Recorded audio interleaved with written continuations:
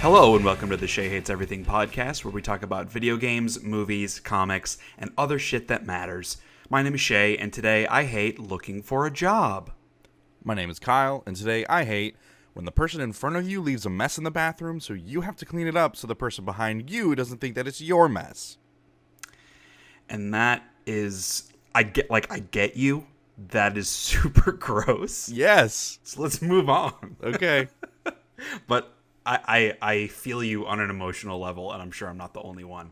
Yeah. So, this is a weird podcast day. I'm just going to throw out some life stuff right now. So, last week, my wife decided to institute a new diet/workout regime for us. Mostly for me, because I'm a fat piece of shit, and I've had chronic neck and back problems for a couple of years now, and I think a lot of that's because I don't exercise, and I've gained weight in the past several years, so she's being proactive in doing something about it, and so of course, I am miserable about it, because I don't want to do it. So we've been doing that, and we've been eating a lot more healthy. I'm not drinking soda, drinking a lot more water, just like being more healthy in general, and we're trying to work out every day. We take our dog on a walk every day, every other day. So I've been in like a grumpy mood because of that, because I'm like always hungry and I want a Mountain Dew. And so also just a few days ago, this past week, we had an all-team meeting at work where we were informed that the Atlanta office and a couple of other offices in other states were going to be closed, and that they want everyone to move to our main office in Florida with, very few exceptions. And like nobody was let go. Everybody was encouraged to transfer effectively. But if we don't want to do that, the office closes in January. I'm not moving to Florida, so I'm out of a job in January. And it was like not a great day, because it's frustrating because, I don't want to go into like too many details about it for professionalism's sake, but there are other moving pieces at my job. Another opportunity that I was really excited about at my job that would kind of change the direction of where I was going, working on the marketing team. And literally the day this happened, I was planning on talking to my boss about it and saying like, hey, what do I need to do right now to move into this other position? And now I'm not moving into that other position because I'm not moving to Florida. So maybe this week, instead of writing emails with thoughts and opinions on what we talk about, if you know of any jobs in Atlanta, maybe write an email if you know of any marketing jobs. So it's been a bit of a weird week, but we're going to grind through it. That's part of the joy I get from doing this sort of thing, is it gives me a little bit of an escape to talk about video games and movies and stuff I care about outside of real life. So that's where I am. What about you, Kyle? What's been going on with you? Yeah, I'm sorry about that, man. Like, that's super shitty, and I don't know. I really hope you find something pretty soon, because that's scary for you guys. I think, and it's early October, so I have 3 months. I'm not worried about finding something else, and I am kind of excited about kind of taking the next step. It's just the circumstance of how this went down. That's sure. Like, ugh. And like, I don't blame anyone, any of the higher ups at the company. The whole meaning behind this is to kind of tear down a lot of the walls that are holding our company back, with people being in so many disparate locations, and kind of unifying it, because as a company, we're also unifying a lot of our solutions into kind of one platform moving forward. So it totally makes sense. It's just like, at the end of the day, several hundred people will be out of jobs because of this. Right. And that's no good for anybody. At least no good for the people that will be out of jobs. Yeah, definitely. Well, I've been really stressed out lately. Just a lot of stuff going on with the theater I'm directing and my job, helping special needs kids. But this past week, I found out one of my theater kids came to me and told me that she's now she has made the decision to go into theater professionally. Nice. And she said a really big reason is myself and my co-director encouraging her and giving her opportunities over the past year. And that has really kind of informed her decision to choose this new direction for her career. So that was like a really touching and satisfying moment. That felt really, really good. That was really awesome. So my co-director, she and I kind of got together and talked about what we can do to better prepare her for that world and that scene, because it's not an easy profession. You can speak to that. Yep. I know you can. So we're trying to figure out ways to, because we want to do a winter show this year, which we haven't done in quite a few years. The previous director kind of didn't want to take on the added responsibility of a third show in the middle of the year. So we're bringing that back, and I want to do monologues for this winter. But I think for her, instead, I'm going to focus on like audition techniques and things like that to kind of prep her more, because she's a junior this year. She'll be a senior next year. And I kind of want to be able to make sure she's as prepared as possible going into the collegiate theater environment, and continuing her education. So that's just a really cool moment.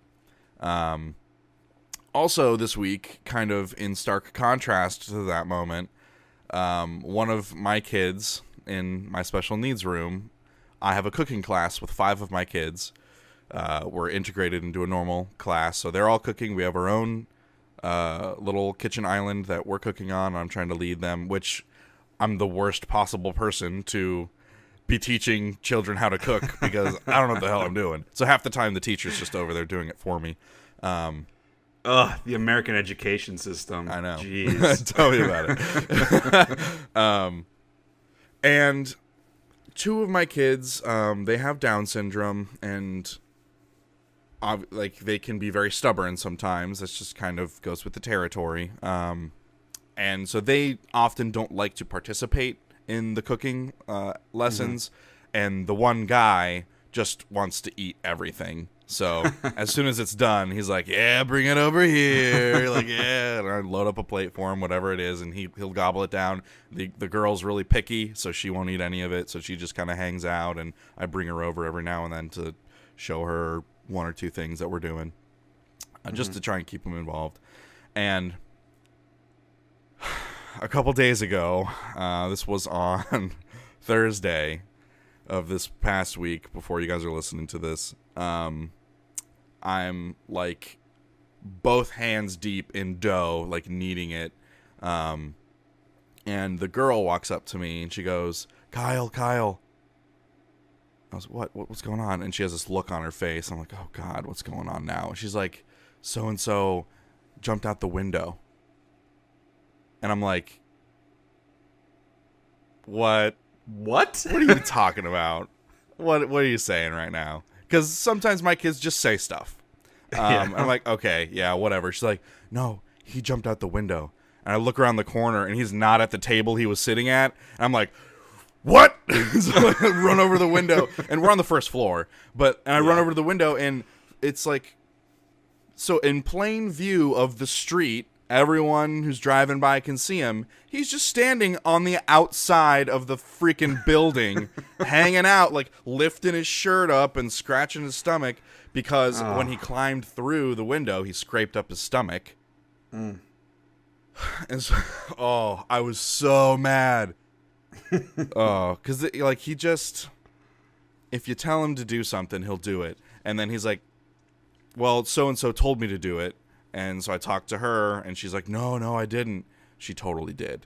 And it's like, how many teachers can say they've had a student climb out the window? And of course. I feel like this is good. It's good preparation to have children for you. Well, then someone else should be having this experience. Or maybe it's, I'm not having children. Yeah, it's very effective birth control. Yeah, maybe. Yeah, exactly. Man, like, I love those kids to death, but sometimes sometimes it's a window climbing day and no one's having fun. If nothing else, like, you get plenty of good stories. Oh, for sure. Yes. I'm glad he didn't actually get hurt or anything like that, obviously. Right. But yeah, well, I mean, that's those what kinds I was of things of. are fun later in life. Yeah. That's why I was so angry. Was because I didn't want him to get hurt. And he's done other stuff in the past that is dangerous just because he feels like he wants to do it. So those kids really scare me sometimes. But anyway, so last night, we're recording this on a Saturday, full disclosure. So Friday night, my friends and I got together, and it's my D&D group, and we started doing Cthulhu. It's like its own version of D&D. It's a tabletop role-playing game. And so we were playing that and having a good time. And so a few months ago, we finished our main D&D campaign with our characters. And so it's a different friend DMing the Cthulhu thing. And then after that, we were talking about our campaign, because where we ended, this may mean something to some people and nothing to others, but there's this thing in the D&D universe called the Deck of Many Things, and it's 22 cards, and it's immensely powerful. And once the deck has been put together, you announce how many cards you're going to draw from it, and you have to draw that many cards within an hour of each other, or all of the cards get drawn, and some really bad shit happens. And, like, this is an artifact so powerful that if a god were to draw a card, even the god would have to abide by the rules of the cards. So, like, there's no getting out of this shit. A god might be better equipped to find loopholes and stuff, but they would still essentially have to follow what the card does. So, one of our party members, his big thing is he wants to become a god. And there's a card called the Comet that grants 1d3 of wishes. And it's kind of up to the DM whether or not he wants to go, like, okay, yes, I grant these wishes, or if he wants to do, like, the evil djinn, there's a stipulation to every wish, like, the lawyer contract, he's finding the loopholes to make it bad. So that party member, since we were talking about it, I was like, well, do you have the deck with you? Because it's an actual deck that you get with the storyline. And he's like, actually, you know what? I think it's out in my car. And I was like, guys, do we want to just, like, draw from the deck tonight? And this is, like, the campaign's been over for a few months because it ended, like, we've completed the deck, and that was the end of the campaign. And, like, we beat this, essentially a god, a form of a god. And he's like, and everyone's, like, kind of like, yeah, I mean, I guess, sure. Because, like, we were done with the Cthulhu thing for the night. It's like, yeah, I guess, because if we want to continue with these characters in D&D, then he was like, well, we probably want to convert to 5th because we're doing 4th edition. And he's like, well, okay, so we should draw from the deck first because some bad shit can happen and, like, your characters can be gone forever. So I don't want you to convert your characters to 5th and then have them be gone forever. So we're like, oh, yeah, that's a good point. So let's draw, and then we'll figure out what's going on, and then we'll convert, and we'll come back to this campaign down the road. So my buddy Steven, whose character wants to become a god, he declares 2, and he draws first card, and it's Ruin. And that means all of his possessions, non-magical, all of his possessions, any claim he lays to them, gone. So he loses all of his gold, all of his stuff, except for, like, a couple of the magical items that he has. So he's like, well, it's not exactly what I wanted out of the deck, but I guess I'm not dead. And then he said 2, so he had to draw the second card, and it was Gem, which is he gets basically 50,000 gold worth of stuff. So he chose 25 bling jewels worth 2,000 gold apiece, and so now he's just covered in jewels. And my character, Nob, who's a halfling rogue, like, total klepto, sees that happen, and in my mind, I'm like, okay, Nob would totally be all about drawing a card. So my buddy Steven's character's like, oh my god, look at all this freaking gold, like, I'm coming out ahead. And then Nob just goes, 1, and then grabs a card and flips it over, and it was the Jester. And the Jester allows you, because once you draw a card, it's gone forever. Like, it vanishes. It's no longer a part of the deck. But the Jester card and one other card, if you draw it, you do the effect, and then it goes back in the deck, so it can actually be redrawn. And for the Jester, I either get 10,000 experience, or I get to draw 2 more cards. And for Knob, I mean, I would have gone up like 2 levels, because we're all like level 11. And I was like, draw 2. And so we shuffled the Jester back in, and the first card I drew was Void. And suffice it to say, Knob's soul is now trapped in an object that can be in any plane of existence or any universe, according to the DM. And his body vanished. Like, his body crumbled to dust and vanished. And all his possessions are laying on the ground. And then because, like, I'm best friends with a guy who wants to be a god. Like, we've been traveling together the longest as part of our backstory. Okay. And so he's, like, distraught because he was all about, I'll sacrifice anything to become a god. But he didn't think about the fact that other people would also be sacrificing things for him to become a god. So now he's like, well, I don't think we should draw from the deck anymore. So they put it away. And so here's the thing about Void. Even if they were to draw the wish card, they cannot wish my soul back into my body. So you're fucking gone. So if they draw the wish card, the most that can happen is they would then know where the object is. And the object that contains my soul is also guarded by powerful beings. Okay. And so we had an idea, because I'm writing a campaign. We had an idea that... And actually, it's funny that it's my friend Steven's character in my campaign. He has this long fetch quest of, like, he gets an item to get another item to get another item to get another item. And it all leads back to this emotional connection with another character from the main campaign that I'm writing. And I had an idea that... So my halfling's name is Knob. I had an idea that a doorknob is one of those items, and that doorknob in my D&D universe is containing Knob's soul. Nice. And so that party in my campaign will get Knob's knob, and something will have to happen to where the other party shows up somehow, and then gets so everybody will be playing 2 characters. Sort of. I think as the DM, I would, like, dictate what our original party does. Okay. But they would, like, just kind of, like, pop in, and there would be, like, a fun little session with them, and they would have the knob then, and then they would leave, and then myself and the DM from the previous campaign would have to get together and try and figure out, okay, what happened to get that party into my D&D universe. Like, how did they cross planes that way? And then so it's going to be really tricky, but I think it's a really cool idea. So let me ask you, like, what's the point of this deck?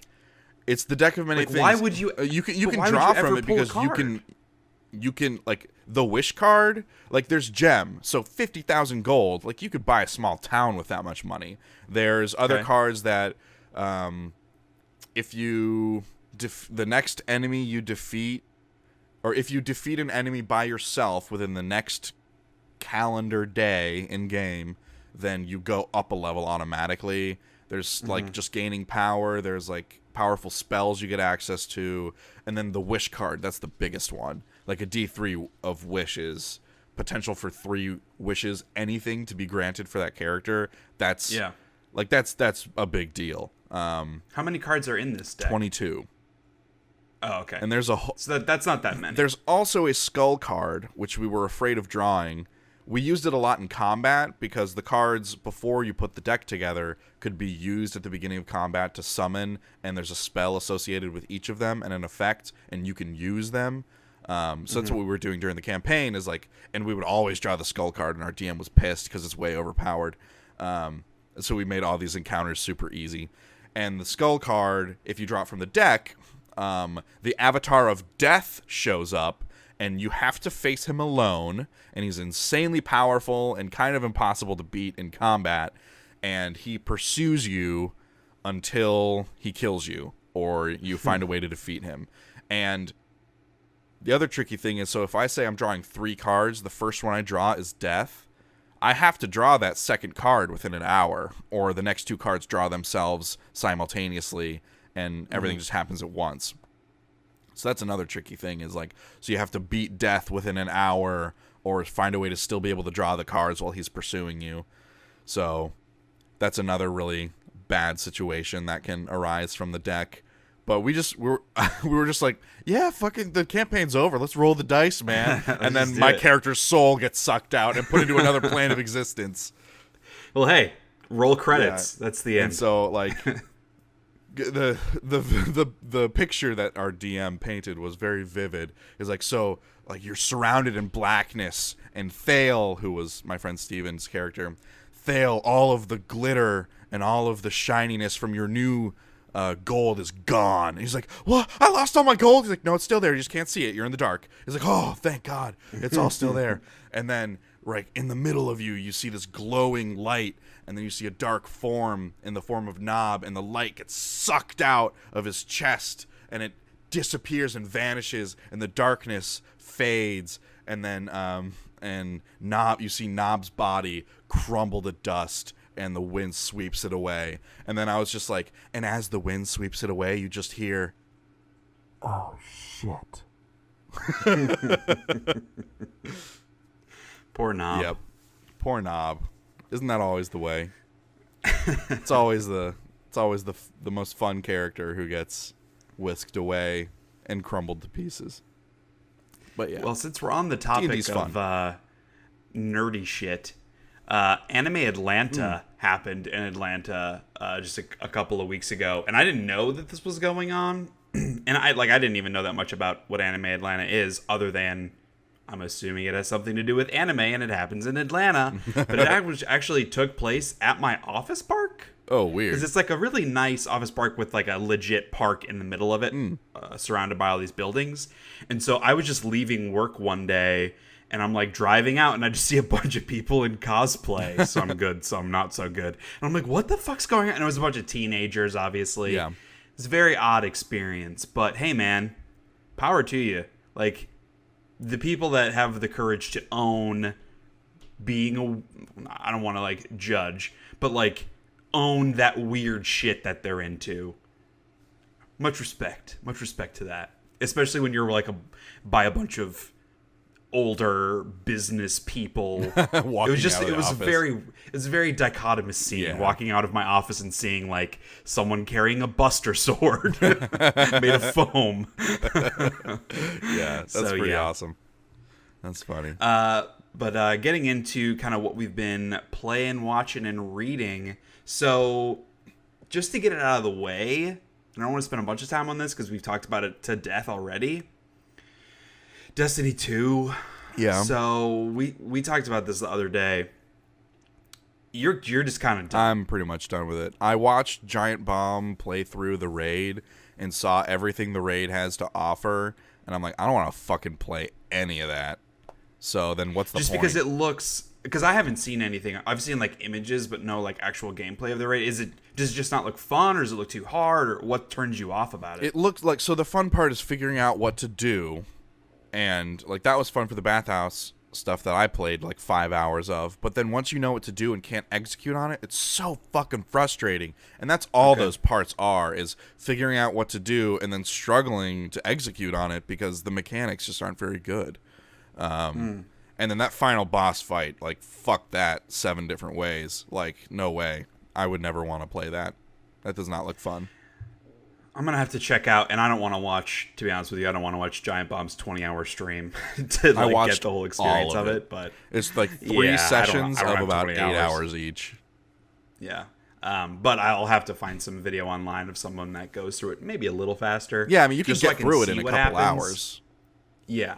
Because I may play the raid at some point, but it won't be for several months when I can find some people that have done it a million times and just kind of like usher me through it. Yeah. Because I'm not totally in the same boat as you. I'm not like just straight up done with Destiny 2. I'm definitely not excited about it anymore, but I still load it up once or twice a week just to grind out some like powerful gear challenges and maybe play a couple strikes. I actually played a strike I was playing a couple days ago, and I've played probably 30 to 40 strikes, and this was the first time I was seeing this particular strike, which is a whole other problem with Destiny 2. Like, we come talked on, man. about that last time. It just gives you the same ones over and over again, and there's really no reason to play strikes anymore, right? Because you can get better gear in such easier, faster ways. But I've always liked the strikes. Like, if I have an hour to kill, that's what I would prefer to do, is just play through 3 or 4 strikes. So I'm sure I'll still check in and do that kind of thing, but I'm definitely not like logging in every day, grinding it out. I'm at power level 282 now. So like my stuff has been going up still fairly regularly, which I'm kind of surprised about, considering I've never done a nightfall, I've never touched the raid. But yeah, I'm kind of with you. It's just like, and that bums me out because Destiny came out a month ago, but I've played it for like 20 or 30 hours easily. So even if I never touch it again, which I'm sure I will, like I got my money's worth. I had a good time with it. Me too. It's the same thing as Destiny 1, where because I play games by myself primarily, I'm just not getting anything out of it anymore. Right, yeah. I mean, I definitely had fun when I was playing like with you and Cody and Alex and those guys. Like that was fun, but it's like we're on the cusp of a bunch of games coming out, and so I'm ready to just sweep it under the rug and be done with it. Right. And I've been looking ahead to the DLC because they have a DLC coming out in the winter and then another in the spring. So I just kind of wanted to talk like from a perspective of we're both not super interested in Destiny anymore. What, if anything, could these DLCs do that would like make you want to come back in? Maybe there's nothing. Yeah, I don't think there is anything that they would put out that I'd be like, yeah, I'm coming back. If there was like a long story, would that interest you? Like, were you intrigued by the way Destiny 2 ended in the story? Yeah, there was enough that I somewhat almost paid attention to it. So I feel if there was a story thing with like a few more story missions, I might come back to play that with a couple people. Yeah. But then, I mean, that would be it. Right. Yeah, that's kind of where I am too. I'm like, I thought Destiny 2's story was an improvement over the first because, you know, there was a story. I still didn't find it all that captivating or the characters interesting or the villain interesting. It was more like the Halo style where once you get towards the end, there's a lot of cool set piece moments and that kind of drives you through. Yeah. But if there was a large story component of future DLC, I'd probably at least be interested in that. I don't know, that would be enough to make me spend $30 or whatever on the DLC. But for me, it's more about their regular updates than it is the actual paid DLC. Like, what other free community events are going to be happening? Like, they had this faction thing last week, and that, like, there wasn't really anything new to do. It was just giving you an additional reward for doing the same types of things, where you could go get new types of gear and new weapons with your faction. And like, it wasn't that big of a thing. It wasn't super special, but it at least was an additional reason to play Destiny 2. Yeah. If they still regularly do that kind of thing, I'll probably still check in. I'm with you. I don't know that there's really anything they can do from a DLC perspective that will like make me have to jump back in. Right. I'm a sucker, so I'll probably end up buying the DLC anyway. That's what I did with Destiny 1. But we'll see. It kind of depends on what else I'm playing at the time and how expensive this shit is. Because if they're charging like $30 for this, like they did in the first game, it's just not worth it. Not enough content to be charging that much. Yeah, I can't justify the money on that. Yeah. Beyond Destiny, I know you have played Cuphead, and I want to hear about you playing Cuphead. Yeah, so my fiance Kara and I were playing it. So I downloaded it on Windows 10, and then I realized I did not want to play it on the computer. But it's Xbox Play Anywhere, so I went ahead and then downloaded it on my Xbox One, and then she and I played it. Nice. So that's cool. I can actually so you play didn't it have to pay twice. either place. Yeah. I don't know if it's like save synchronized or not. I guess I could always check, but So I don't know if if I wanted to play it by myself, I could then just plug a controller in my computer and then keep playing there. I'm not sure how the save stuff works, but yeah. So I bought it on Windows, the store, and then I was like, nah, I'd rather just play it on Xbox. So downloaded it there, and she and I played quite a bit of it. We're still on the first island, and we've only played it in one session, but it's a lot of fun. It's really hard.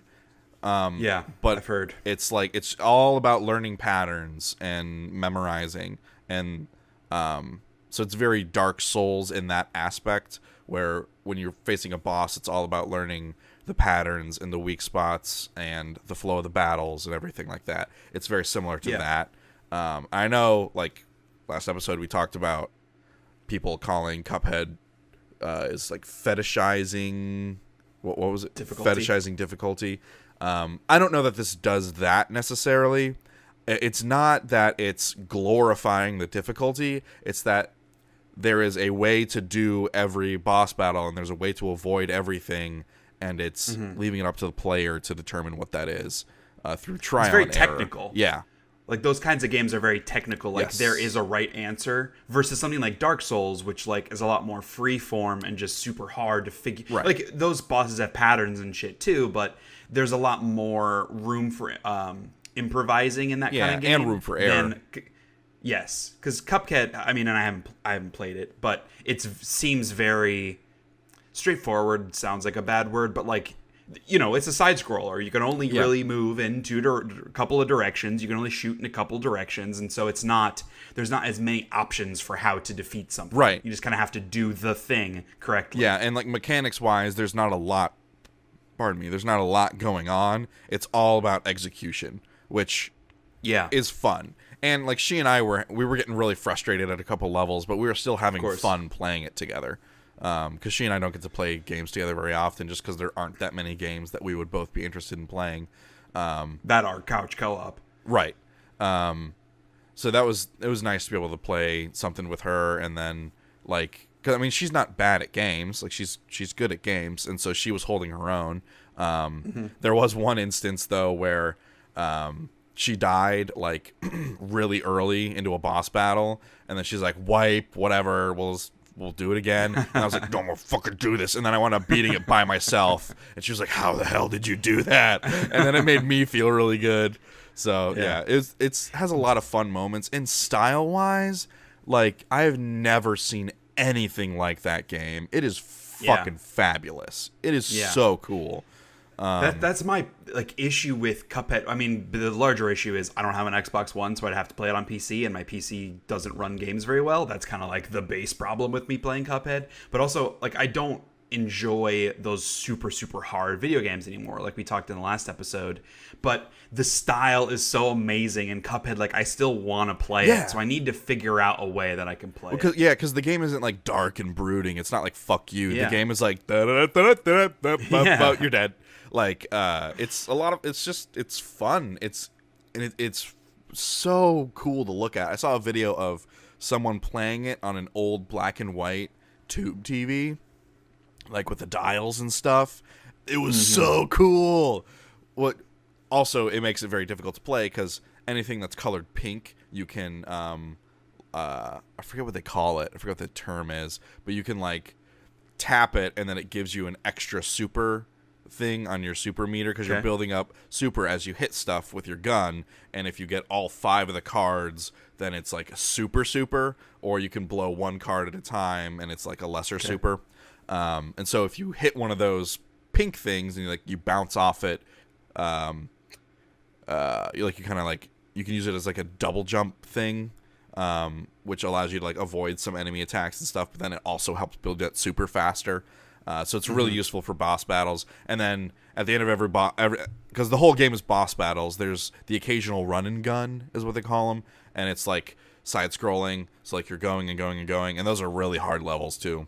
And then there's the boss battle. So it's kind of those two types of levels, but the variety is insane. Yeah, I love all the boss designs. They're so cool, and they feel right. All very different. Yeah. They're very true to the style in the period. I feel. Is the game harder playing co-op, or does It's it easier. does the difficulty scale? So okay, my friend Cody is playing it by himself, and he's like, "Oh, this boss was impossible." I was like, "It was really easy with two people because you're not sharing lives. You don't you don't get lives. You get health. So if you get to 0 health, so here's another thing is, if your teammate dies, their little ghost starts floating up and has a pink heart, and so you can actually tap the pink heart like a pink item, and it'll bring them back with 1 health. Okay, so you can like keep bringing each other back, but every time you die, the ghost moves up faster. So eventually it moves up too fast for you to even get. But it allows you to stay in the game a lot more. So it is significantly easier cooperatively. Which my friend Cody's like, you need to play with me, so like, because it's like freaking impossible for me. Yeah. And I need help. So, but yeah, I don't know. That game's really, really good, and I've been interested in it. It was one of those things that like they slid it into that sizzle reel of indie titles like a few years ago, and everyone's like, okay, indie title. I've seen this before. What the hell is that? And then yeah, the visual style. Yeah, it caught people's attention immediately, and so we've been like waiting. And Cuphead. What is it? When is it coming out? And then when I heard it was like a boss rush game, I was like, oh, this doesn't appeal to me at all. But now that I'm playing it, it's a really good time. Cool. Yeah, I have to figure out some way to play that game at some point. Well, maybe when you're in town for Thanksgiving, you and I can play it a bit. Oh, yeah, for sure. But speaking of playing games with significant others, actually just last night, Kelly and I started to play episode 1 of Life is Strange Before the Storm. Okay. And it's a solo game, like we weren't playing together, but she likes watching me play the adventure game kind of things, because my wife's not a huge gamer person. Karen and I did that with the original Life is Strange. She watched me play and was like weighing in on what I should do. Yeah, and so it's not good. The game, it's not a good game, honestly. And that's what I was afraid of. Bums me out. Like it. Not that it's like an excuse or a cop-out, but like it was made by different developers, and it's a different main voice actress because they made it during the voice actors strike. But like, I don't know. It's just everything is worse than it was in the first game. Because I know like the Life is Strange Season 1 was one of my favorite games from 2015, and just like the huge story beats and the cool time manipulation mechanic totally carried that game. Yeah. Because a lot of the dialogue could be cringy at times. Like I wrote in my review of it, like at times it really felt like a bunch of 40-year-old white dudes writing dialogue for teenagers. And it's just bad, like angsty bad. And this game is like that, but instead of a bunch of 40-year-old white dudes, it's like maybe a bunch of 50-year-old white dudes writing dialogue for teenagers. And it's just so painful, to be honest with you. And it's not that the voice acting in particular is bad, but it's like they recorded everything in a vacuum where they had no context for what they were saying. Yeah. So like in conversations, like the main Chloe character is like yelling at her mom, straight up screaming at her. And then the mom's like, yeah, you just don't respect me anymore. Like she has like no emotion in her voice to react to what's happening. And it's just like, it really kills the emotion of these scenes. And like the other probably largest problem is instead of these time manipulation mechanics, in order to keep it from being more than just like you walk around, look at things and talk to people, they added this like insult battle mechanic where in order to progress through a next thing, like you try to talk to somebody about something because you want something from them and they aren't telling you or giving you or whatever, and so then you hit triangle, which sets off this little mini game where you insult them until they give up and tell you what you want, which like when it first started in the first area as it's kind of tutorializing it, I was like, this is a cute idea. It makes sense for the Chloe character. She's so like annoying and punk rock. This makes sense as long as it's done well. She's so edge. And it's not Yes, exactly. It's not done well because the dialogue is so poorly written that like the whole thing that you do, it pisses me off because it's like a fucking kids game the way this is set up, only with lots of swearing. Where like what you're supposed to do is the dude will insult you, and it gives you 4 options to respond, and the option you're supposed to pick has a word in it that he used. So if he's like, yo, I'll run over you with my motorcycle, it'll give you 4 options, and one of them's like, screw you, and one of them's like, you're old, and then one of them's like, you don't even know how to ride a motorcycle. And so you're supposed to pick the one about a motorcycle because that's in response to what he just said. Ugh. And so it really oversimplifies that decision making. But the larger thing is just that they're really lame insults.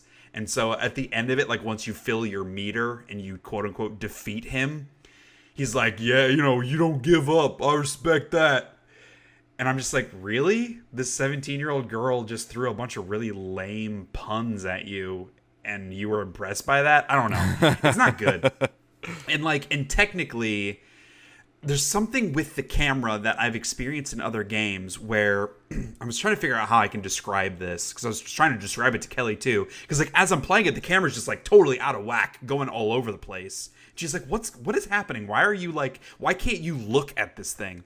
And it's because when you move the joystick, the camera doesn't move immediately. It's like a millisecond delay. Yeah. And then when you stop moving the joystick, there's a millisecond delay before it'll stop.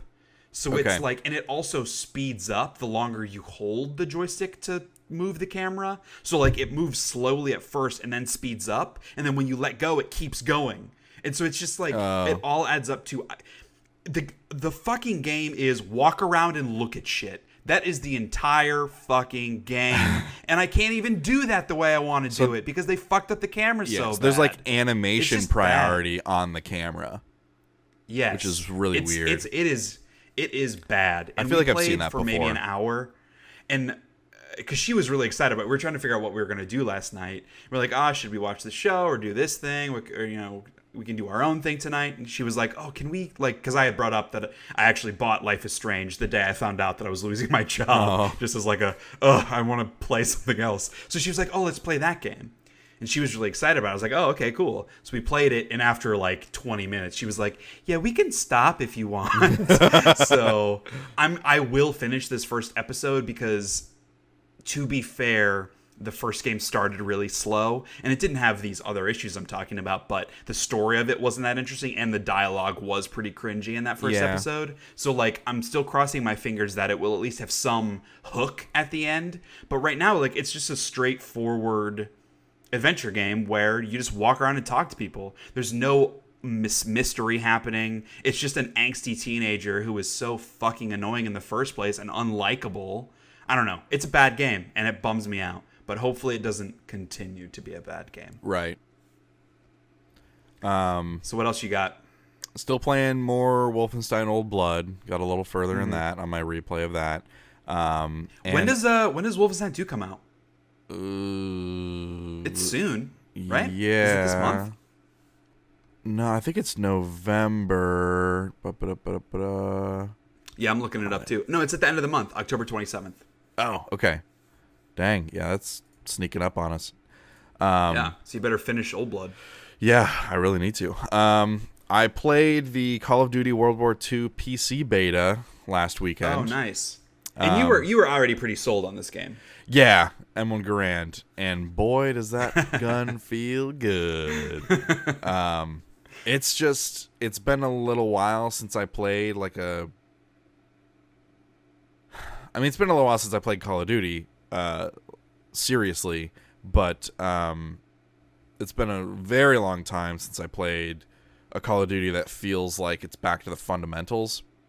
And this one does cool things where there's now like sort of a Battlefield-like mode, sort of a Battlefield Rush-like mode where you're going from objective to objective and then you're like pushing back so if you're defending a point and they take it, you push back to the next point and then you have to defend that one. And depending on the map, there are different objectives. In the beta, there was only one of those type of maps, and it was the first one, you're trying to hold this communications building, and if like, they take that over, then you're trying to prevent them from building a bridge because they're going to bring like tanks across or something because they're trying to destroy your AA guns, I think is the main goal. Okay. And so you're on one side of the map of this like ravine, and there's a like demolished bridge, and they're trying to they're fucking just throwing their bodies on the bridge and holding square and trying to progress it, and you're just trying to mow them down faster than they can come at you, and that's pretty cool. It's also a little frustrating from the attacker perspective, because if your team isn't coordinating, like, oh, I need someone on the right and the left to handle snipers in the windows. I need like at least 3 people dedicated to trying to build the bridge at any given time. We all need to rush together. Like if you're not coordinating, it's not going to work. So that's tough. That's a tough mode to do with just a bunch of randos. But just like the team deathmatch stuff, like the guns that they have, they feel really, really good. And some of the attachments and stuff, they make them look period appropriate, but they're totally not. Like there's like a cross RDS scope that you put on this MP40, and like it fits on the gun, and the glass is kind of like modeled or whatever, but that still didn't exist. So you kind of forgive it that at certain parts. Sure.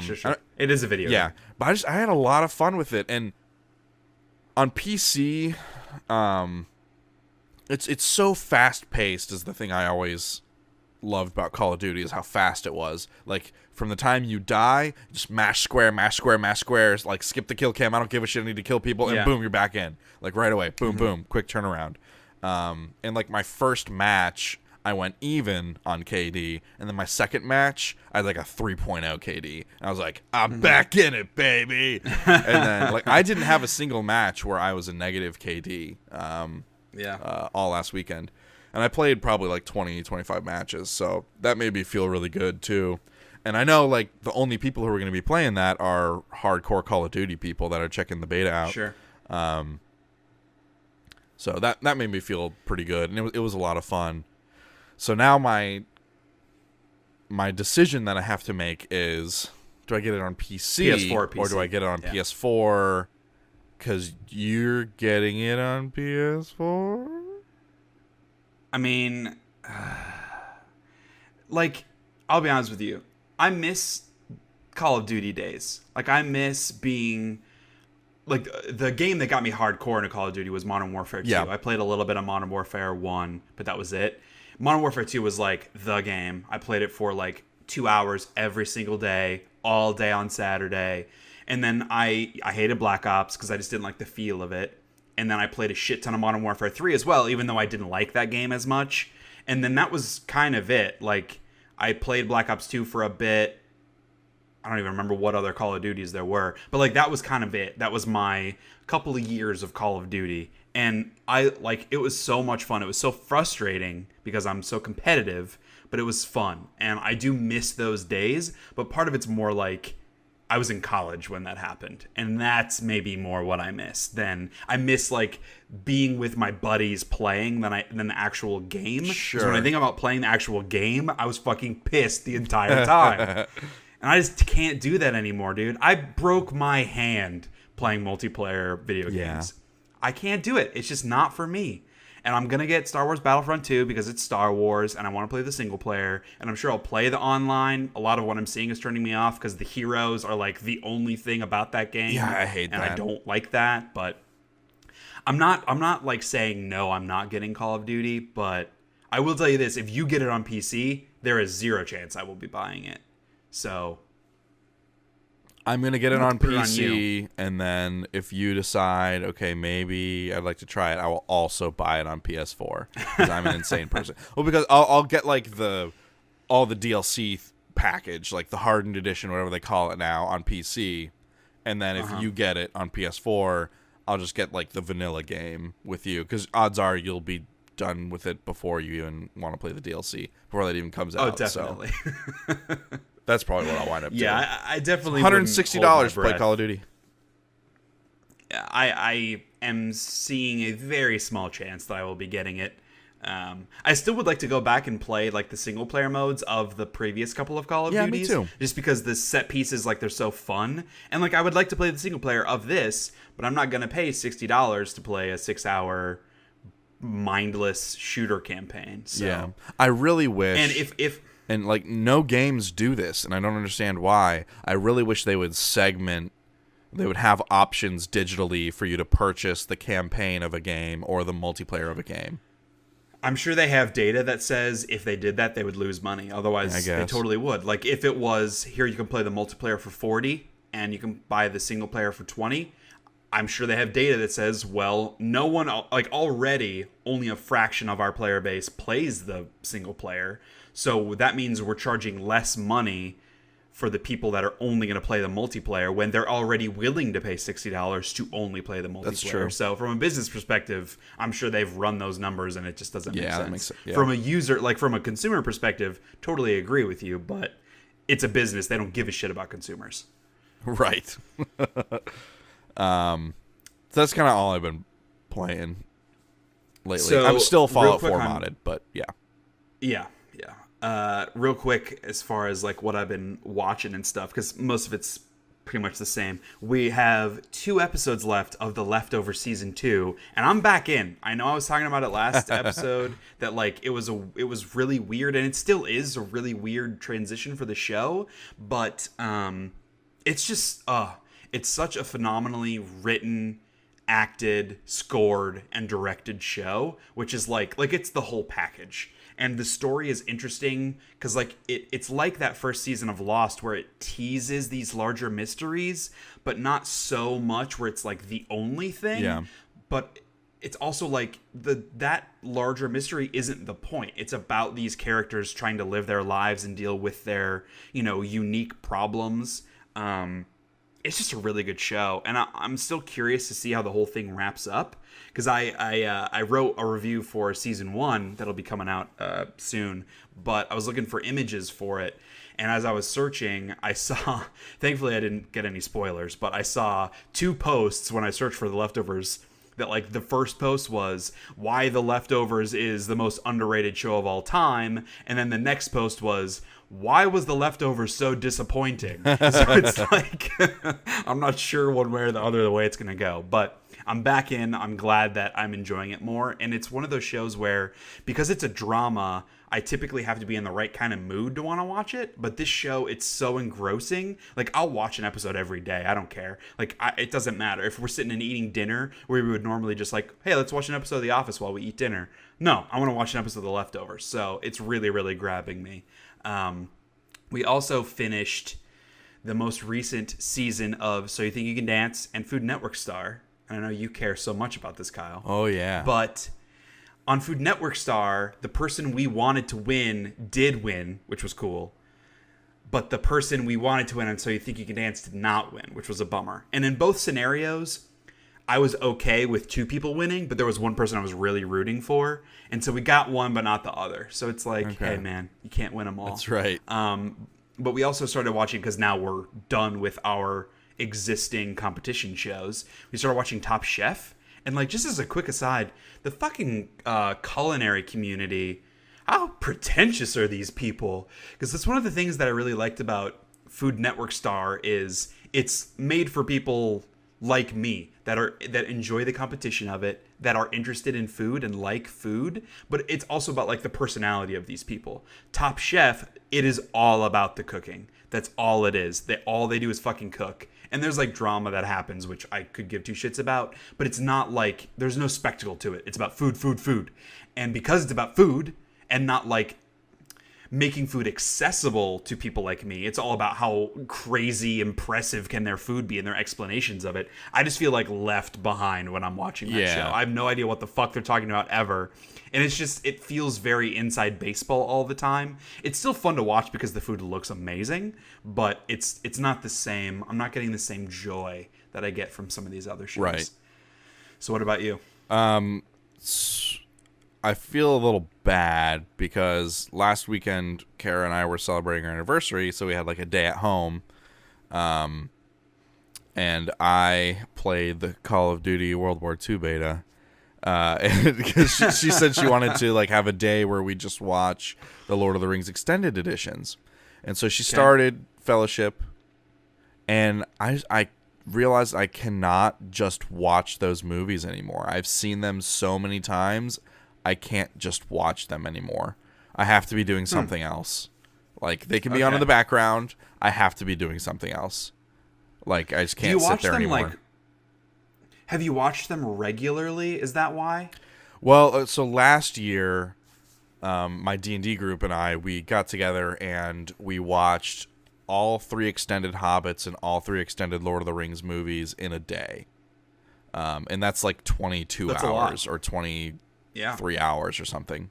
And so we were up that whole time, and we at certain points, like, we were playing D&D during the Hobbit movies because they aren't as good, but then there was a time where we were sitting there watching them, and it was really tough to do that, and so maybe I just still haven't recovered from that. Right. I just need a couple years without them. You bringing it up, like, that makes me want to watch them. And I wouldn't want to watch all 3 of them right in a row. That's too much. I've done that several times before, and it's been amazing. But, like, I don't have the time for that right now. But I would, after this podcast, I would totally go watch Fellowship of the Ring and be excited about it. So maybe it's just because, like, I haven't seen those in a while. Because I feel the same way about the Star Wars movies. I've seen those countless times. And, like, I would go watch all 6 Star Wars movies today. Because the last time I watched them, I watched, it was a different thing. There was some experience, it was on my birthday, on April 12th, I watched episode 4. And then, like, I had a really shitty day, maybe a month later, and I was like, I'm going to watch Empire Strikes Back. So then I watched that, and then, like, maybe a couple days later, just to kind of finish the trilogy, I watched episode 6. So it's been 3 months, 4 months, maybe even longer, since I've watched, like, all 3. And I would totally go watch those again. So I don't know. Maybe it's just because you watched them and marathoned them semi-recently. Yeah. And you just need some space. I know. Yeah, I think that's what it is. I think I need space. So I feel bad, like, she was on the couch watching them, and I was not.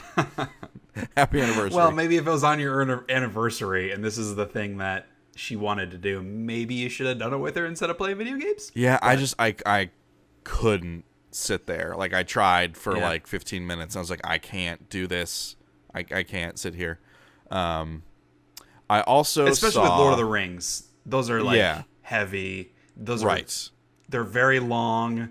They're slow. Like it's different than something like Star Wars, which is action packed. Right, and like fun from start to finish. I also saw It in theaters. Nice. Yeah. It was a very good horror movie. Cool. There were a lot of ups and downs, like a lot of like actually funny moments that had you laughing, and then moments that like had you like clenched in your seats. A couple of cheap jump scares that I wasn't all about, but there were several scenes that were really atmospheric and directed well and had a really good ramp up to like the scary moment. Nice. It was really good. I enjoyed it. I'm assuming they're making another one because it was like they've already announced that they're making part 2. I would be interested in seeing that because I thought they did a really nice job with it. I thought it was shot and directed well, and the effects were good, and the clown was really unsettling. Yeah. Just because his features, when he's not like super scary teeth stuff, like just his features and the way his mouth moves and stuff, he's still unsettling, and like something's not natural about him even from that point. I really enjoyed it. I thought it was very good. As someone that hates horror movies, is it still something that I would enjoy, or like something at least that from a pretentious entertainment industry person that I would like appreciate and is worth me seeing? Like, is it that good that even despite hating horror movies, I should see it? I think you might still get something out of it. I wouldn't say go to the theaters and watch it. I would say Redbox it. I didn't want you to say that. I wanted you to encourage me to not see it because I don't want to go see it because I'm a scaredy cat. Well, also, It is like your original horror movie that you had a bad experience with.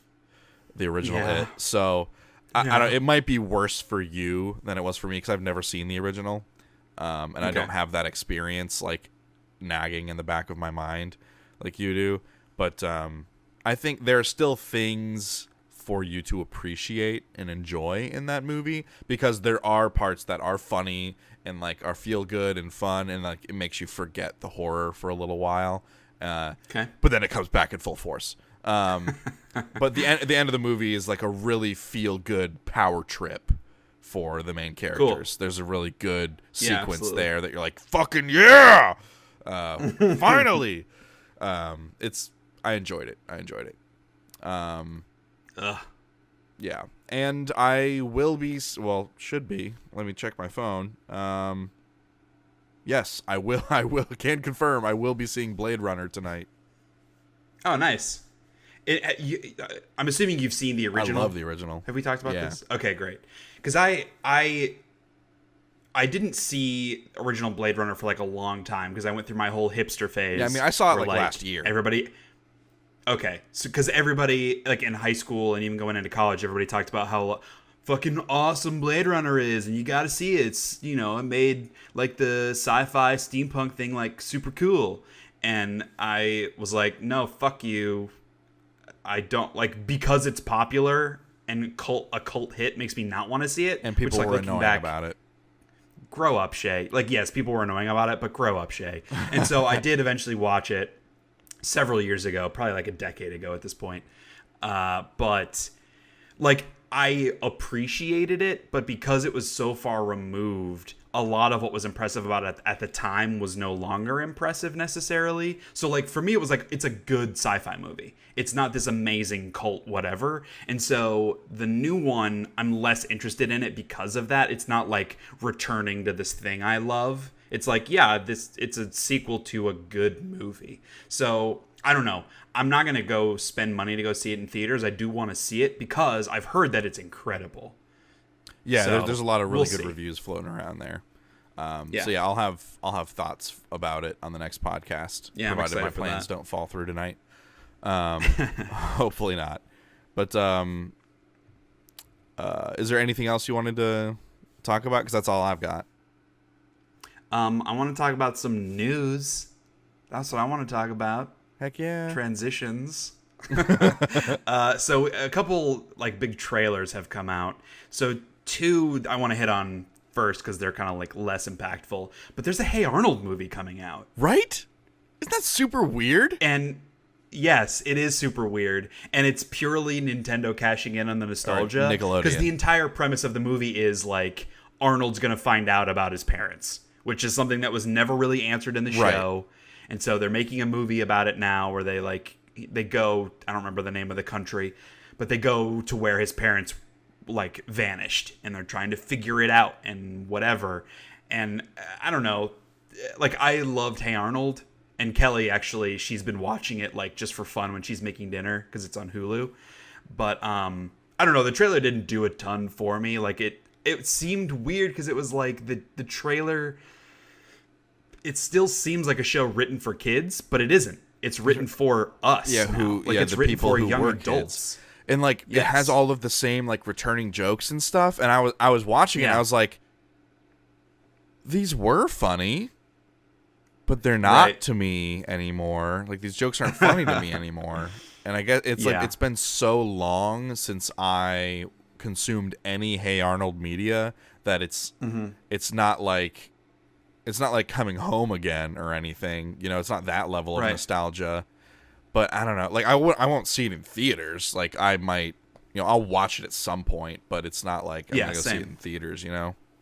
It's just really bizarre. Hey Arnold out of nowhere. Well, I think it's because they recently put a lot of those old Nickelodeon shows on Hulu, and I'm sure they've been wildly successful, and they can track, they don't share a lot of that stuff, but they can track who's watching what. And I bet you a lot of people have been watching Hey Arnold, and so it's like, oh, we can make some money off of this because a bunch of 20-somethings are watching Hey Arnold right now. Right. Also, new trailer released for an actual Hulu original in partnership with Marvel. New show, The Runaways, which is obviously based on the comic Runaways. And it's like I never got super into this comic because it was kind of like teeny bopper superheroes, which never really appealed to me because I started reading comics in college. It's to me this is because like the show looks fine. It didn't really jump out at me one way or the other, but to me it's interesting because Marvel up to this point, everything they've done has been on Marvel affiliate or I guess Disney owned networks like ABC, ABC Family, and partnering with Netflix on like Netflix shows, Jessica Jones, Daredevil, etc. And so now they're doing this show on Hulu, and it just seems odd because like it makes sense for them to spread it as far as possible because anybody that could would want to make a Marvel show because it's so popular. But it felt like they were trying to keep it a little more insular so they could control it a little bit more and have a little bit more, make sure all the universes tie together. And this, because it's spreading out so much, I feel like that's not going to continue to happen. But that was just, I just thought it was weird when they announced the show was going to be on Hulu. It just seemed weird. But I think because of the demographic, it's about teenagers, like it feels more appropriate for something like Hulu. Yeah. But like this show, at least the trailer, like this could easily be an ABC show or even an ABC Family show. I don't know. It just seems odd that they went with Hulu for this, but yeah. Yeah, I don't know that the dialogue didn't seem like it was very well written or acted necessarily. Yeah, I mean, it felt like CW kind of stuff. Yeah. Like, it's not the highest quality, but I'm sure it's totally fine. Like, there was nothing about this that made me, like, cringe, like watching the trailer for the Inhuman show. Right. Like, that was actively bad. terrible. There was nothing terrible about this. It just didn't really jump out at me. Yeah, it just... Yeah. And especially because Fox, because they own X-Men, they have their Gifted show, which is about, like, young people, mutants. And so this feels kind of like competitive. Yes. Like Marvel's doing their young superheroes while Fox is doing their young superheroes. Yeah. They feel very similar to me. So curious to see how that kind of stuff shakes out. Mm-hmm. Do you want to take... Because I know like this is a fairly large deal about what Nintendo is doing and how they're treating YouTubers. So do you want to lead us into that? Yeah. So... Nintendo released an update to they have what they call creators partners, which it's through YouTube, and basically you have to be a Nintendo creators partner in order to monetize any Nintendo gameplay videos or anything featuring any Nintendo properties. You have to be a partner to monetize it, otherwise they take your videos down. And it's like a revenue share where it's not, you don't just get permission to significant monetize, portion of the revenue goes to Nintendo. Yeah. I think it's 60% goes to Nintendo and then YouTube takes their cut. Right. I think that is correct. But so it's like, it's kind of shitty already. It makes it worse. It makes it not worth it to do to do videos featuring Nintendo products because as people who do YouTube for business, from their perspective, like I can make X amount of money doing this new Call of Duty video, or I can make X amount of money divided or like times 0.1 or whatever, like make 10% of the amount by doing this video. So cost per like money per time investment ratio is way off. ROI. There. Yeah. And so they've released an update. They sent out an email to people who are part of their creators. They have a new policy on live streaming their games, which means, and that new policy is basically banning it for monetization and kind of at all. So like they don't want anyone live streaming Nintendo products. And the new policy is this is how it's stated in the email. Live streaming on YouTube falls outside the scope of the Nintendo Creators Program. This means that you cannot broadcast content on YouTube Live from the account you have registered to the Nintendo Creators Program. So basically, in order to live stream Nintendo products, you have to make a different account and you can't monetize it. Yep. So it's like, here's Nintendo yet again showing that they have no idea and no respect for the current climate of games, smear quotes, journalism, or how people organically are exposed to their products. They have no fucking clue. Yeah. It's this whole Nintendo thing is doing their like, own thing again in a bad way. It's like the Wild West still, like with video like streaming and like just YouTube in general, just like what constitutes fair use, and it's a very loose definition legally. It's, you know, it has to be transformative in some way, and so like you can make the argument that someone playing a video game and uploading it is transformative because that is the only exact way that they played the game. Like no one else will make that exact gameplay. Right. And so it is theirs. It is transformative. They are playing the game. But at the other side, like they don't own that IP. The people that own it can decide how it is used.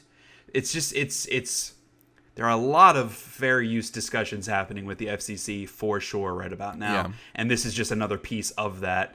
But yes, the larger point, or maybe it's not the larger point, but the more specific point is Nintendo just doesn't fucking get it. No. they never don't have. get They're it. incapable of it. Yeah. They don't understand how the masses consume media in this day and age. Like they're so far removed in their own incubator that they don't get it anymore. And like, what's the difference between live streaming and uploading a recorded video? Exactly. I don't understand why they would make that differentiation. Yeah, I guess because as it is being live streamed, they do not have the control over it. Yeah, I don't know. Whatever. It's I'm frustrated about it. So fucking whatever. It doesn't even affect me really. I mean, it may affect me as someone who like would watch something like that to inform a decision on whether or not to buy a product. So in that respect, it affects me, and so from that angle, fuck Nintendo. But it all goes back to my larger feeling on this, that like I'm not saying that any of this is okay, and especially what YouTube and the advertisers on YouTube have done, where like a lot of people, their videos are just no longer monetized because they use harsh language, or it's like whatever, sexually suggestive, where advertisers no longer want to be associated. And like from a company perspective, I understand all of that, and it obviously has a real effect on human beings using this as a business to pay their bills. But it comes back to my larger point on this whole thing of like, if you work in a field where your compensation is completely 100% at the whims of some larger corporate entity that has no investment in you, it's not like you're asking for this, but like you should know what you're getting into. Yeah. This isn't a small business. Like literally these YouTube creators have no control over how much money they make. Zero. Like YouTube could just come in and change the rev share model. They've already changed multiple times how recommended videos work and how subscriptions work, which is a huge driver for views of people on YouTube. Like, I don't know, man. It is a scary place for people that do YouTube full time, and Twitch kind of in the same conversation as that. And it's one of those where like I totally feel for those people because I feel like a lot of these business practices suck. But at the end of the day, like, people are making money from YouTube and really Google, like, for free. Like, they aren't really offering any specific value to Google by posting videos other than bringing ads. And so people get to view those ads. So Google makes money from the ads. But, like, if those advertisers don't want to be associated with those videos, Google gets no benefit from the people uploading videos. And then there's the whole conversation about people uploading videos that aren't monetizing, because I know this was a big thing that was affecting Danny O'Dwyer with his NoClip. YouTube is cracking down and changing the way external links work. So like people will post an external link in their description, and YouTube is like changing the way that works and potentially not allowing that anymore. Because like at least for Danny O'Dwyer, the way he does, like he runs his business through Patreon. Right. So it's basically a perpetual Kickstarter where his viewers are the ones paying him every month. He uploads those videos to YouTube, and does not put ads on them because all of his money's coming from his viewers. He doesn't want additional ad revenue, and it helps him stay kind of separated from that. So basically, YouTube is allowing him to host his videos on their platform for free. They aren't making any money from his videos, and he is making money externally through a different source than Google. So, like, yes, it seems pretty fair that Google would be like, yo, this isn't cool anymore. If it was different where, like, he was paying Google to host his videos on YouTube, that's a different conversation, because then there's, like, some sort of mutual benefit of that, but there isn't. Google is letting him make money on their platform, and they're getting nothing from it. So, like, again, it totally makes sense from a business perspective, and taking the emotion out of it, you can't blame them for this, but it fucking sucks for the people creating these and relying on this avenue to make money. I mean, YouTube is the number 2 search engine on the internet behind Google, who owns YouTube. So, like, what else are they going to do? Post on fucking Vimeo? Like, it's weird times, and it's only going to get more complicated before it gets better. Yeah. Things will get worse, that's for sure. Can't wait. On a similar topic of maybe questionable corporate policies, Bethesda released their Creation Club mods for Skyrim, following up the releases for Fallout 4, which we talked about last episode. So we don't need to go into the nitty-gritty of what all of these are. You can check them out for yourself. But basically, on a broad sense, there's a bunch of armor and weapons from Oblivion and, like, the Shivering Isles DLC. And they're super expensive. Like, I think there's a bow that looks cool-ish. It's really ugly, but it's, like, very well designed. But it's fucking $4 for a bow. It's $4. Yep. And then there's, like, a big hammer that's like $3. It's just fucking crazy how expensive some of this shit is. And they also have quote-unquote new types of spells, which are basically, they just combine existing spells. None of them are actually new. Like, there's no new mechanics, but, like, there's a spell that combines invisibility and water breathing and night vision into one spell. Like, does that really constitute a new spell? I don't know, but that's just me. And then they also added elemental arrows, which there is already an amazing mod that I played with for a long time on Skyrim on PC, for free on the Nexus, that does essentially the same thing.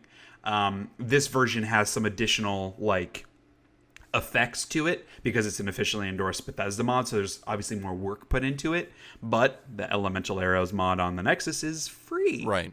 This one I think is only like $1.50, which is fairly reasonable because it's a lot of different kinds of elemental arrows. There are arrows that you shoot that when you shoot them, they freeze in midair, and then once you release it, then they go. And that's like a cool thing that isn't included in this free Nexus version, but it's just like, it feels like maybe an improvement over the first, but still, like, for these armor and weapon mods, there aren't any real quests associated with them. It's like, this dude out in the wild is wearing this piece of armor, go kill him and you get it. Like, that's not a quest. It's better than Fallout 4 with the Prey armor, where it just, like, literally puts it in your inventory. Yeah. At least you do something to earn this, but I don't know. It's a step in the right direction, but like a very small. It's like a shuffle step. It's not like a full step in the right direction. And the prices are still just completely out of control. Yeah, and I mean, like, they continue having more sales and stuff on the Fallout 4 thing, like where they'll have just stuff for free. And I bet you it's because they're not selling. Yeah, and so you have that has to inform their prices. So maybe this leads to, like, the prices go up high and then they go on sale, and then because people are like, oh, it's on sale, so it's finally slightly more reasonable, so now I'll buy it. And instead of so if they put something up for $4, no one's going to pay the $4 price. A couple people might, and then they go, oh, it's 50% off, it's $2, and maybe $2 is still too much for that DLC, but people are like, well, at least it's not $4, so then they'll buy it too. Instead, as opposed to just releasing at $2. Right. People feel like they're getting a deal. Right. It's classic marketing tactic. Yeah. That's like the whole thing about these, like, wholesale stores of, like, stuff isn't any cheaper. It's just that, like, they raise the price and then it's 70% off. But it's still the same price it would have been normally. They just raised it in advance. Right. Fucking retail is the worst. Yep. So tell me about this mini Commodore 64. Oh my god. So this thing is bizarre. This is obviously in response to the SNES and the NES classics. So Retro Games Limited announced it's a fully licensed Commodore 64 Mini. It's coming next year. It's considered, quote unquote, a perfectly formed replica, but it's essentially half the size of the original. It has an HDMI port and 2 USB ports. Can be used as a home computer, just like the original. So, because people used to like program stuff on their Commodore 64s, this still has that feature set, which is kind of interesting. It also comes with a joystick that is not styled after the original Commodore joystick or anything. But it has 64 pre-installed games like Chips Challenge, California Games, and Impossible Mission. It's supposed to release early next year with a price tag of $70, which I think is on par with NES and SNES classics. Maybe a little more. Yeah, that seems fairly reasonable. Like if you're interested in this. I don't know how long the joystick cable is, so I don't know that. Yeah, but it's just like it's super weird. Like it's now weird. All of these companies are going to do this. Oh yeah, because I mean Atari did the same thing, and it was, or I guess it wasn't Atari that did it. It was some external company. But apparently that was super shitty. But then obviously the NES Classic and the SNES Classic, which, quick aside, Nintendo did come out and say that they're going to be releasing more of the NES Classics and the SNES Classics. Probably not till next year, I believe they said. But if you really want one of those, you should have another shot. Yeah, there's another one. production run. I am still interested in both of those. Like, I'm not interested in the Commodore 64. I have no attachment to that system. But I would still be interested in getting an NES Classic and or an SNES Classic. It's just like, I don't want to pay $100 for it. Right. I don't know. It's just still just like a lot of money to pay for something like that has like a lot of kitschy value. And I'm sure I'll play some games, but I'm not going to spend a ton of time with it. And then it's just going to sit in my living room. I don't know. I definitely wasn't going to, like, sit by the pre-order line and make sure I get one. But if they're widely available where, like, I can go to Target and pick one up, I'll think about it. Yeah, same. Honestly, I would rather have an SNES. Like, I'd rather have the actual just because of console. those games? Oh, an actual SNES. Yeah. Sure. And then finally, new game announcement called Never Stop Sneakin'. Which actually comes from the creator of Dust and Elysian Tale, which was a cool game. I never got like hardcore into it, but it was one of those games that like I appreciated. But this is like right up your alley, Kyle, because it looks and feels and sounds like a Metal Gear Solid parody. It is. It totally is. Like you've got the Colonel given the orders, and it's a top-down stealth game specifically for the Switch. It's being made for the Switch. Right. And there's a lot of like really tongue-in-cheek, on the nose kind of humor, like making fun of Metal Gear Solid and kind of itself. Hold up real quick. Yeah. Tongue-in-cheek and on the nose are antonyms. Just throwing that out there. Those mean completely opposite things. I misused on the nose. I meant tongue-in-cheek. Sorry to you're like, right. Bring forth my grammar Nazi. You're right. Sometimes I just say shit. Yes, I would actually, you know what? I would say that in this context, you are right, because there are lots of tongue-in-cheek kind of in jokes for Metal Gear Solid fans, and also a lot of very obvious jokes for people like me that aren't Metal Gear Solid fans, but like I know the games that I still appreciated. Like, the main boss is the vice president who is a helicopter. Yes. Who is actually a helicopter. Vice president helicopter, who is a helicopter. Yes. And, like, there's, like, Dr. Acula, who's a vampire, which is clearly a parody of Vamp. Well, they think he's a vampire. Yeah, he's probably a vampire. And it just looks like a lot of fun. I don't know about if the gameplay seems like it's really good or not, or something really interesting, but like the tone of it and the writing, it's all a lot of fun. And it's right up my alley because it's making fun of Metal Gear Solid, which I'm a very big fan of. Yeah. And cannot forget, we teased it last podcast episode, but so Rockstar was talking about like a big new announcement thing, and that announcement is Red Dead Redemption 2, and they released a trailer for it. If you have not seen this, you must go watch it because it looks really good. So you're playing as yep, the guy's name that escapes me. But okay, so you played as John Marston, the first Red Dead Redemption, and he the first Red Dead takes place presumably after the second one, and John Marston like was running with a gang for a while, and it's this guy's gang, and they did some bad shit that John Marston's like trying to atone for in the first Red Dead. And on the second one, you're playing as the leader of that gang. And so presumably there will be some characters you've seen before in the first game. It's an interesting choice, though, because with Grand Theft Auto 5, you have different character foils. Like, you have the crazy cocaine heroin addict who is all about blowing shit up and killing people. You have the amoral midlife crisis guy with a family he hates and a trophy wife, like wishing he was living out his glory days. And then you have the African-American gentleman who's like the real guy. He's like a decent dude trying to make it work. And then he just winds up falling in with these other two ridiculous characters. And like, so the player kind of connects to him the most. In this, and in the first Red Dead, you want to connect with John Marston because he's trying to do right. He's trying to make good. Sure. In this, you're playing as an asshole. And I don't know if that's the only person you play as, because with Rockstar, who knows what they're hiding under the hood. But it seems like you play as this guy, the leader of the gang, and he's not a good guy.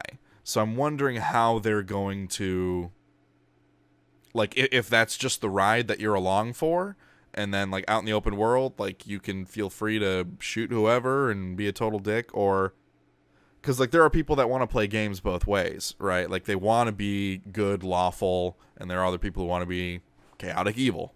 And this guy feels more in the latter direction. So I don't know if there's a direction for people who don't want to kill hookers. But it seems interesting. Considering the Rockstar audience, I'm gonna guess there are very few people that don't enjoy playing as an asshole character. Probably. But yeah, in the Red Dead games, the game was always a lot more self-serious than Grand Theft Auto was. Yeah. Like Grand Theft Auto's like that's a sandbox for you to have fun in. The first Red Dead very much felt like an exploration into John Marston's character and that world. It felt like you were deep diving into that stuff. And the tone of the trailer very much seems more self-serious. So they're kind of sticking with that direction, which is good that, you know, they're not just doing Grand Theft Auto Wild West. Yes, absolutely. Yeah. And you know, I've said before, I've never played Red Dead. I will get around to it at some point. I'm glad you kind of gave the extra context around the story and the characters, because like for me watching the trailer, I know Rockstar makes good games, but like nothing about this made me like, oh shit, like this looks fucking amazing. And so it makes sense that for people that played the first game that have that context, it's a lot more exciting. Yeah. Because to me, it was like it's a Western. That looks cool. There are too few Western games. And like I know the quality of the game is good. But because it was more focused on like the story and the characters versus like there was no like you weren't really watching actual gameplay of the game. I was like, I mean, it's not really, it doesn't make me want to play it, to be honest with you. But that makes sense now that because I don't have that additional context. So someday I will play Red Dead, and then I will play Red Dead 2. Yeah. And I also want to hang this out there. I never beat the first Red Dead. I got like maybe halfway through it or so, and I played a little bit of Undead Nightmare, the like zombie expansion thing. So I don't entirely know what I'm talking about.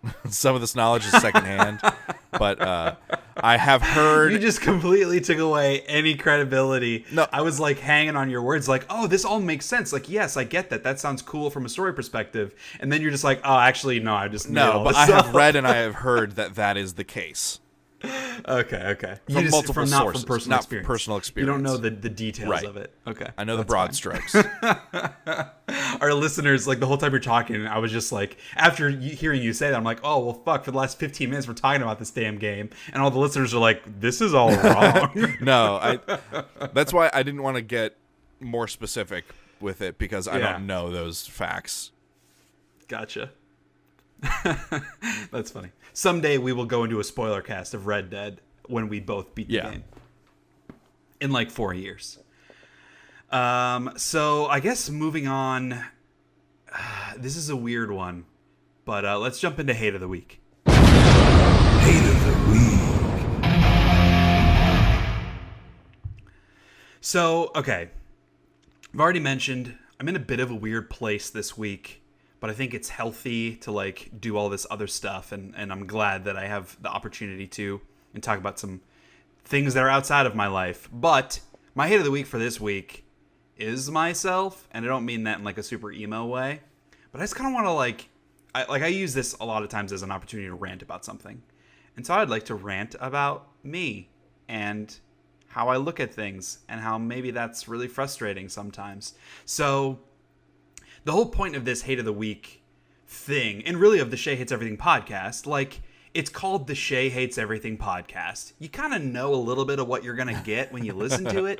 But my like attitude about this was always, yeah, I'm going to shit on some stuff. I'm a harsh critic. I'm going to make fun of things. But I'm going to do it in like a sarcastic, fun way that's enjoyable and highlight some things that maybe people don't think about or think about in a new way. And I was listening to last week's episode, and we got into the Hate of the Week. And like, I don't know, when I get super passionate about things sometimes, I get maybe a little too aggressive.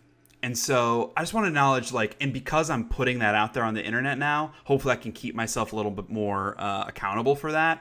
I want to try to rein that in a bit. And I still want to have fun. I want to go on my crazy rants. But I don't want anyone to ever feel like I'm actually attacking what they like or how they feel or even them as a person. That's totally not my intention. So I just want to be a little more conscious of that. Similarly, another reason that I hate myself this week, and this is like even more prescient because of the whole job situation, because I kind of put this idea together before I found out about my job, and so now it all like makes a lot more sense to me. So I've talked about this before, but I have a really hard time sticking with things creatively.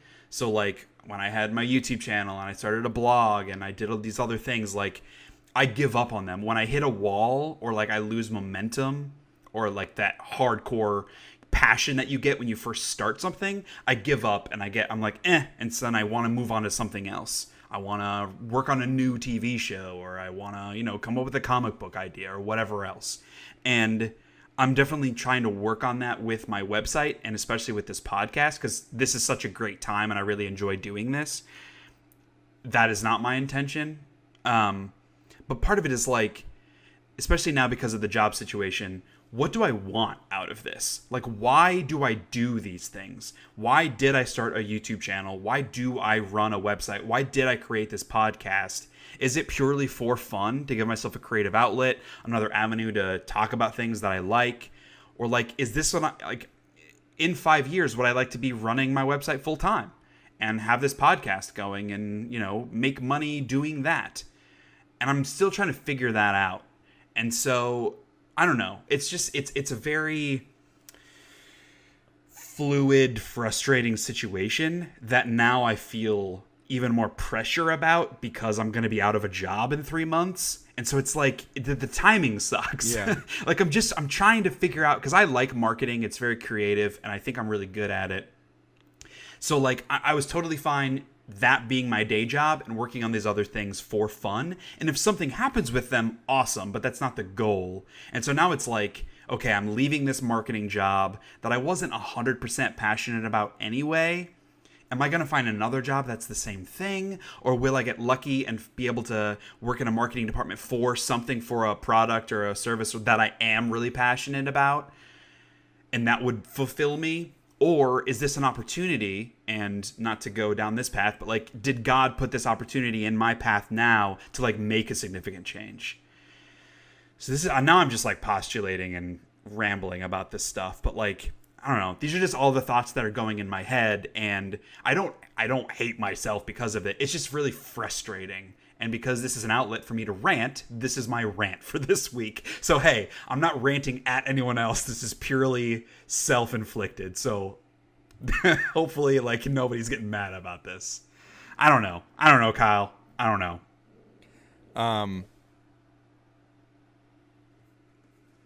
Yeah, exactly.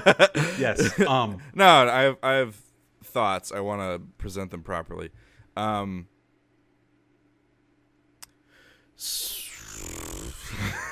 So, that's a lot. I love you, man. I want to put that out there first. Oh boy. No, this none of this is a negative thing. I've always been a big proponent of, and some of this is me being younger and more maybe a lens of naivete. Is that how you pronounce it? Naivete? You can pronounce it however you want. It's not even a real word. It's French or some shit. Naivete. Baguette, please. I've always been a big proponent of whatever you're passionate about at the moment, like, find a way to make a career out of that. And, you know, we talked about it before where I'm always like, you know, take your second biggest passion and make it your job and keep that first passion for yourself. So I guess for you, kind of determine, like, what is your second biggest passion. And I just urge you to try, now that you have this opportunity, and, you know, you mentioned that, and you don't want to talk about this a whole lot because, you know, this is a personal thing for you, but if God put this in your path, this opportunity, then, you know, that has you thinking maybe harder than you would otherwise about making a significant change. And if if that is a motivator for you to make a change, then I totally support that. I know you found ways to enjoy your current job, but I also through conversations with you, I know it's not really what you wanted to do. So, right. Like, I don't know what your money situation is. I don't need to know that stuff. The listeners don't need to know that stuff. Just if you think it's not great, like if you and Kelly think that you can make it work, where if it's just for, like, if you want to give yourself a set amount of time to try and make something personally fulfilling to you work, then set that amount of time. And if it doesn't happen, then you've given it the chance now, and you have to find something sustainable, like to sustain you and Kelly for a little while. And then maybe there's another opportunity down the road for you to give it another shot. Right. So it's just because you have tried something and it doesn't work now doesn't mean it won't work later too. So sure. Maybe like, and with the Dream Writers thing, like, you tried to make that show happen and it hasn't happened yet, so it didn't work then.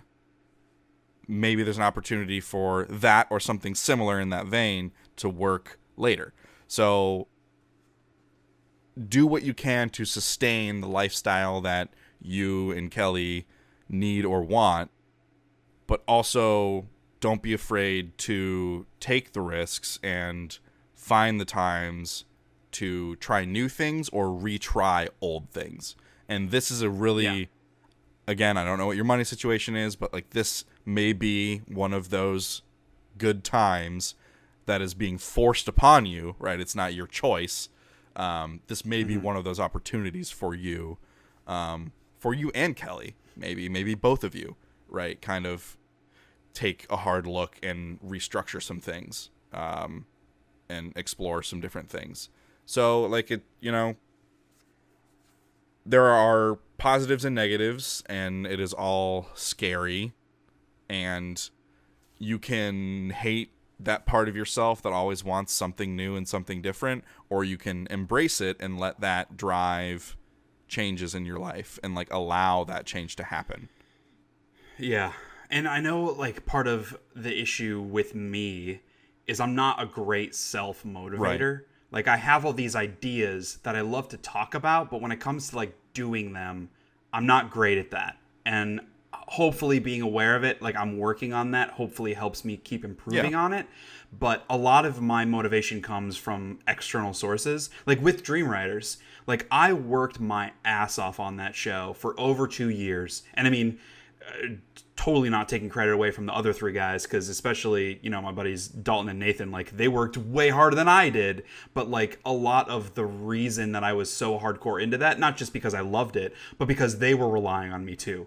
And I hate the job search process. I feel like I've been in a perpetual job search process for the past like decade of my life, because I haven't yet found that like it job. And this job, there are a lot of things that I love about it, but like I quit my job before. I was working with a friend of mine, and I wasn't going in the direction that I wanted. I wasn't really getting anything out of it, and so I wanted to take a break. Kelly was making enough money that like I could quit, figure stuff out, and then move forward. And I didn't, and I slacked off, and I still have so many regrets about that because I feel like I let her down. And the only thing that really kicked me into gear is we started getting into a really bad financial spot, and there was all this pressure on her to keep doing something she didn't want to do because she was the only person bringing in money. And that was the kick in the pants I needed to finally get the fuck off of my fat ass and find a job and move forward. And so like I'm not good at that self-motivation, and that's the thing that frustrates and scares me the most.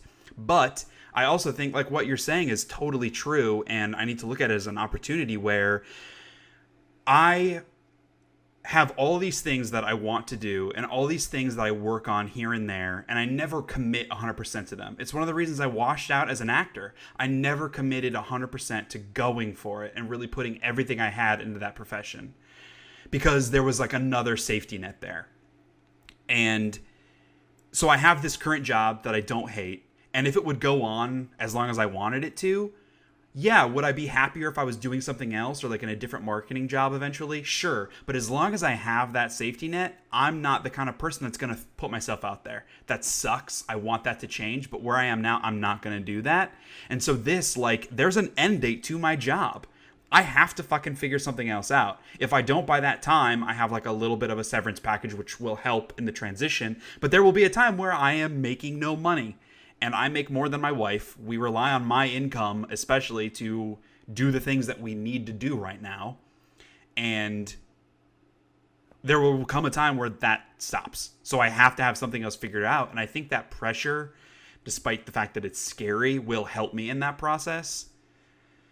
So yeah, I don't know. Like literally I found out about the fact that I was losing my job 3 days ago as the time we're recording this. So I'm definitely not like cool with it yet. Like I'm still like in that depression mentality, and like having to go to work the next day was a really weird experience. But anyway, I know that like I'll feel good about this, and Kelly and I have had many good talks about it, and she's not stressed, which certainly helps me not be as stressed. So I don't know. It's a really weird position to be in, but I think it can and will be very exciting as well. Yeah. So it's helpful. I will continue to share that. It's helpful that you have been in a somewhat similar situation before, and you came out the other end of it strong.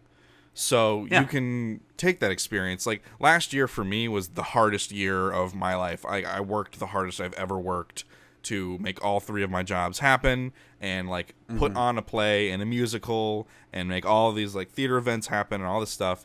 I worked my ass off because I had to. Like I did not have another choice, and I was not happy while I was doing it. I was not a happy person. My fiance can attest to that. It's not pleasant to be around, but I got through it and came out the other end really proud of myself. And so this year I'm going at it with a different attitude where like last year it was, I don't know if I can do this. And this year it's, I've done it already. so I know I can do this. Sure. And it's similar for you. You know you can. You can find something to make it work because you've done it before, and you can and will do it again. So coming out the other side of adversity like that, it always, I guess I shouldn't say it makes it easier because that implies less work, but your attitude changes. Yeah, dealing with it becomes easier. Like the actual act might not be easier, but the mentality is easier. And I feel like that's a huge Yeah, improvement. I mean, we're always our own worst enemies when it comes to just life in general and human nature. We will make things more complicated and more taxing than they need to be. And so once that layer is lifted, everything becomes doable. Sure. Good real talk.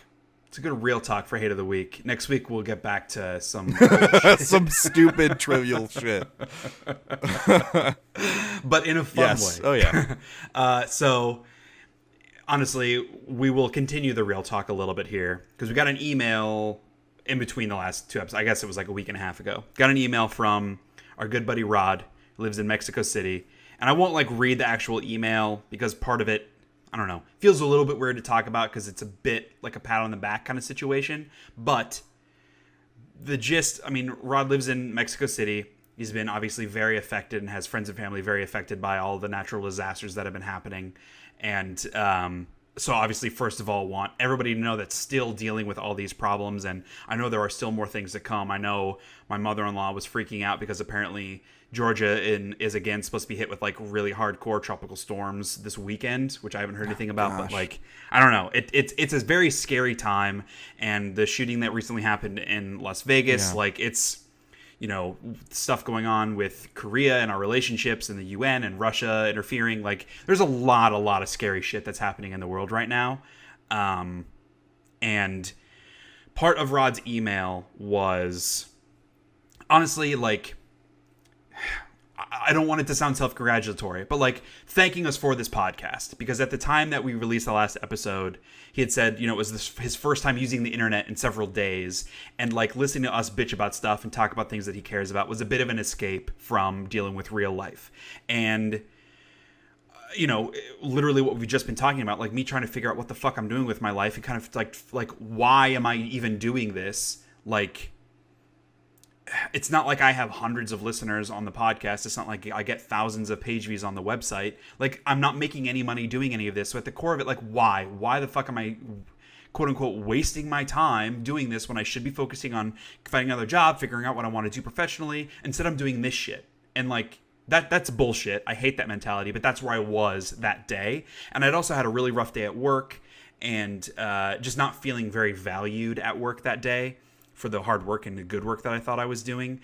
And I got this email from Rod and I read through it and I just like started crying at work after reading this email because it put two things in perspective. First, most importantly, this is trivial. Yeah. Like this, who gives a shit? There are so many more things that people deal with in life that my little problem of like, my boss didn't tell me I did a good job today. Like, who fucking cares? Grow the hell up, Shea.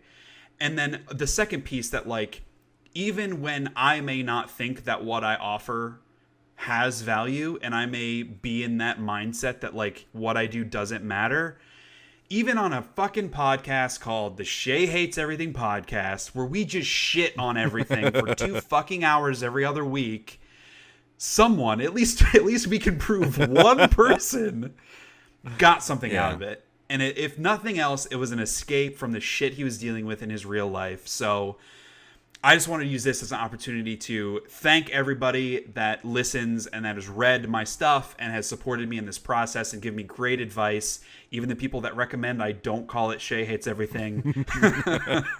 And especially to Rod, who I have never met. Like, I think we met for the, quote-unquote, met on the internet for the first time, because he was subscribed to you on YouTube, Yeah. Kyle. That's like originally, like he had followed your YouTube channel, and so we were doing videos together. I had my YouTube channel, and so we were going back and forth on Twitter every once in a while. And like when we were doing the Dream Riders Kickstarter, Rob was super supportive, like always tweeting out, like retweeting stuff, congratulating us when we were hitting milestones, and like following the path of Dream Riders. He designed these cool little t-shirts designs for us just for fun, like. So I want to thank Rod, you specifically, let you know that we're still thinking about you, man, and words cannot express how much, despite the shit that you were dealing with, I hope you know and believe that your email gave me the same pump up that you said our podcast gave you. So feeling is mutual, buddy, and as you recommended in our email, we will continue hating.